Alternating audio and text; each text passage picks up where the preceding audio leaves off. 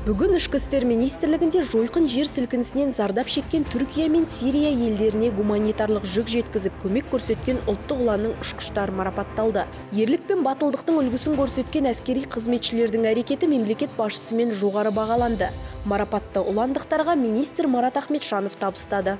Мемлекеттің басшысының тікелей тапсырмасымен біздің ұлттық ұлан сарбаздарды осы апатқа ұшыраған ел мекенге барып, өз жауынгерлік міндеттерін абыройлы атқарып, 6 гуманитарлық рейс жасап, қауіпті кезеңге қарамай, біздің ұшағымызды қондыртып, сол елге керекті дәрі-дәрмек, гуманитарлық көмекті жеткізіп, өздерінің ерлік жасады деп толық айтуға болады. Төтенше жағдайда көрсеткен ерлік үшін наградталсын.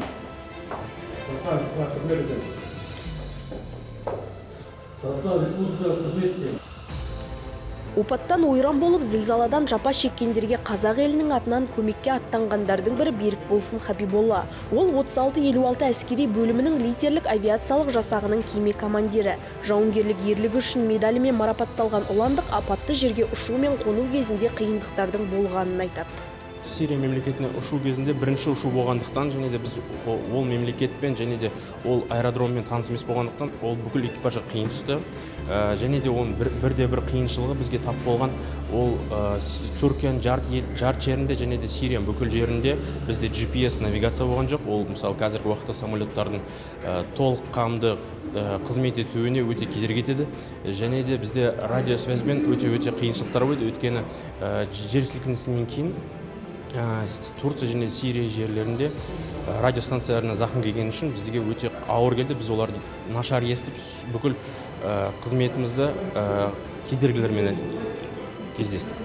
Ал оның әріптесі Құрманғали Топанов айбын орденімен марапатталды. Біз Сирия Араб Республикасына 10 және 15 ақпан аралығында 4 рейс жасадық гуманитарлық көмек ретінде.